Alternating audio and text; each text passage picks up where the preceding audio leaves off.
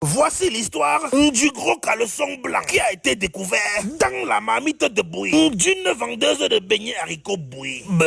Comme tous les jours, les gens du quartier s'alignaient pour manger dans ce beignet haricots bouillis. Ce jour-là, un monsieur en veste est arrivé. Il s'est présenté comme un commissaire de police. Il a donc dit qu'il ne peut pas s'aligner. Il s'apprêtait à faire la loi quand subitement, le rastaman du quartier lui a demandé de sortir. Du coup, la foule a eu le courage de lui demander de sortir. Quand il a dit qu'il est commissaire, le rastaman lui a dit commissaire de mes couilles. Et voilà ce que le monsieur a dit.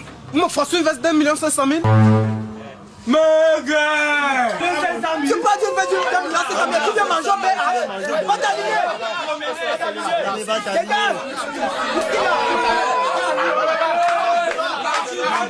Les gens du quartier lui ont dit que si vraiment il avait les moyens de s'acheter une veste d'1,5 million, il ne serait pas en train de venir manger au beignet haricots bouillis. Peu de temps après, ceux qui étaient déjà rassasiés ont commencé à sortir. Ceux qui étaient à rang dehors ont commencé à entrer. L'homme en veste a encore voulu forcer les rangs. Le jeune homme qui avait les cheveux beaucoup sur la tête lui a dit que, avec tout le respect que je vous dois, monsieur le commissaire, vous allez attendre votre tour. Quelques minutes plus tard, tout le monde était entré. Il restait sauf que le commissaire dehors. Il avait tellement hâte de manger les beignets.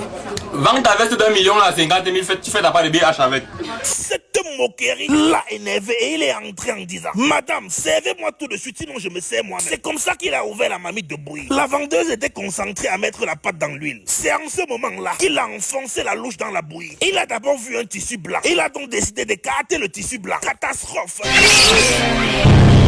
Le caleçon d'une femme fait quoi dans la marmite de bouillie? Les clients ont commencé à vomir. Tout le monde était vandalisé, estomaqué, catastrophé. Quand elle a entendu les cris, la vendeuse de beignets est donc venue voir ce qui se passe. Pendant que certains clients commençaient à partir, d'autres sont allés récupérer la mère là derrière son comptoir. Ils ont commencé à lui administrer des coups de poing. Madame, donc c'est comme ça? Donc tous les jours ici on s'aligne comme ça pour manger tes pertes blanches. C'est avec une rage immense, incommensurable, qu'ils ont commencé à lui donner des coups de poing. Les clientes étaient horrifiées. C'est en ce moment-là que le rastaman a récupéré le plongeur. Donc pendant que tu laves les assiettes de la mère, si tu connais ce qu'elle fait, tu es donc son complice. Le plongeur a commencé à nier, à supplier, en disant qu'il n'est au courant de rien. C'est en ce moment-là que le type en veste a demandé qu'on laisse le plongeur là tranquille. Quand on l'a envoyé se faire foutre, il a dit qu'il va appeler ses éléments pour qu'on vienne rafler tout le monde. La foule ne le gérait pas. On a commencé à bastonner, boxer, étrangler le laveur d'assiettes pendant qu'il était en train de crier qu'il est innocent. C'est en ce moment-là qu'un policier en civil passait par là. Arrêtez-moi ça! Arrêtez-moi ça, massacre! Monsieur, je contrôle la situation. J'appelle mon ami Vous commissaire. contrôlez la situation? Oui. Moi, je suis inspecteur de police et vous, présentez-vous.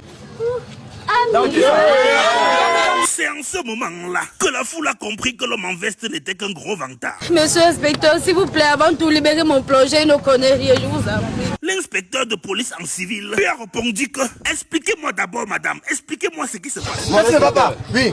Il y a un gros caleçon dans ma main de bouillie de cette dame. Elle nous sait à manger? Quoi? Hein? Comment ça, un gros caleçon? Madame, expliquez-vous. Vous voulez qu'on la laisse? Ah, doucement. La justice populaire n'amène à rien. Si elle est amenée... L'inspecteur de police a demandé à la femme: Madame, est-ce que c'est votre caleçon là-bas? Répondez. Monsieur l'inspecteur, c'est mon caleçon. Donc c'est en mettant son caleçon dans la marmite de bouillie que la vendeuse de beignets a attiré ses clients. Comme ça, pour gagner votre vie, vous tombez votre caleçon dans la marmite de bouillie. Alors, si vous ne déballez pas tout maintenant, je vous laisse entre les mains ces brigands.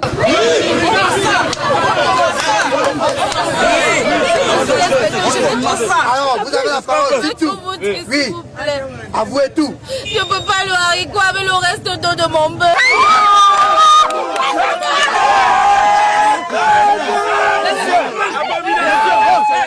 Attendez. Oh, monsieur, vous devez être un exemple pour ces jeunes. Hein?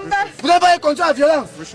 On ne faut pas, je vous embarque. Tant quoi, Isaac, ce n'est pas possible. Donc la femme là, quand elle partait se laver, elle lavait son corps dans la bassine, de telle façon qu'aucune goutte d'eau ne cherche son frère. C'est avec l'eau de son bain qu'elle préparait son haricot. Il est malé. Monsieur l'inspecteur. Oui, madame. Je pétris la pâte de mes beignets avec mes excréments.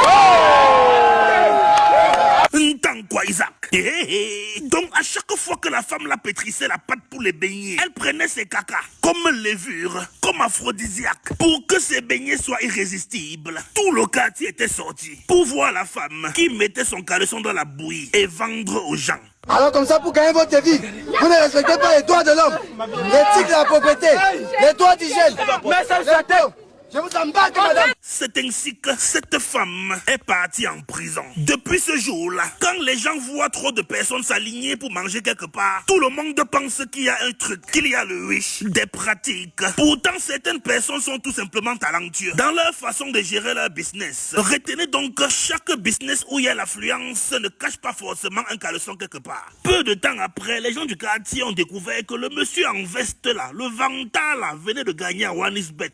Il avait utilisé le code promo 237 Club et il était nouveau millionnaire. C'est pour ça qu'il se baladait partout pour imposer sa loi, comme il était un nouveau riche. Vous savez vous-même que l'argent rend l'homme insolent. C'est le million de OneXBet qui l'a rendu insolent avant qu'il est parti ouvrir la mamie de quelqu'un pour trouver le caleçon. Faites comme lui, utilisez le code promo 237 Club.